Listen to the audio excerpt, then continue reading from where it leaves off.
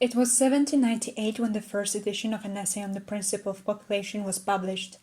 One of the main thoughts Thomas Malthus expressed there is that the growth of human society will eventually exceed the production of resources such as food, and therefore competition among people is inevitable unless the birth rate decreases. This idea, along with the experience of years spent on the deck of the Beagle, influenced Charles Darwin and resulted in the theory of natural selection coming into being. At this point, most of us are quite familiar with this concept, but let's quickly remind ourselves of some of its central premises. First, more individuals are born than can actually reach the stage of adulthood. Because of that, offspring has to struggle and try its best to survive. And there's also some variation in the characteristics of organisms, which makes some individuals better adapted to the surrounding environment than the others.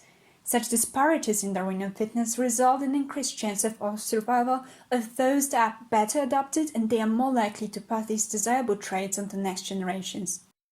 Not so long after, work done by Gregor Mendel, combined with the knowledge we gained after the discovery of the DNA structure, allowed us to understand the mechanism underlying evolution, or didn't it? Modern synthesis focuses on genes to explain natural selection, but is that enough? The extended evolutionary theory is another view of evolution and includes more causes to it, so let's compare both to understand the difference. The modern theory states that an organism develops according to a genetic program called program development, whereas the EES states that the development of an organism is seen as a constructive process.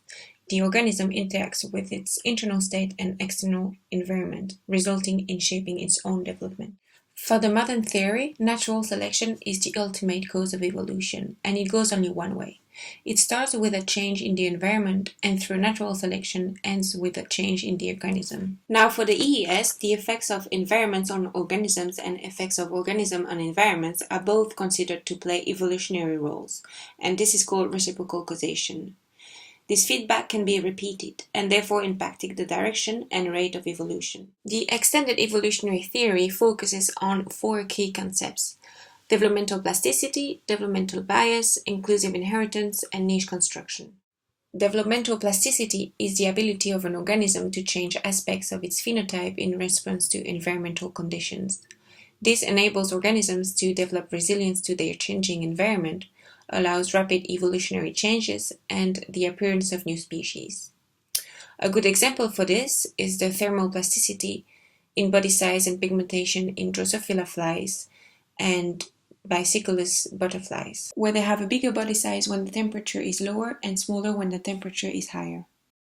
Inclusive inheritance includes epigenetic inheritance, which is the process by which genes are marked for expression or not, using markers which can be passed on to the offspring and result in traits being expressed or traits being altered. An example of this is inheritance of flower symmetry. Changes of symmetry from bilateral to radial in Linaria vulgaris involves the cycloidea gene being heavily methylated. This causes it to be silent, changing the expression of the gene and the phenotypic outcome. Ecological inheritance is the process by which the parents modify the environment that their offspring will live in, which changes what selective pressures will act on their offspring. An example of this is a bird inheriting a nest from its parents. Cultural inheritance focuses on the methods of teaching and learning passed on through generations via the population communicating with each other to pass on this information.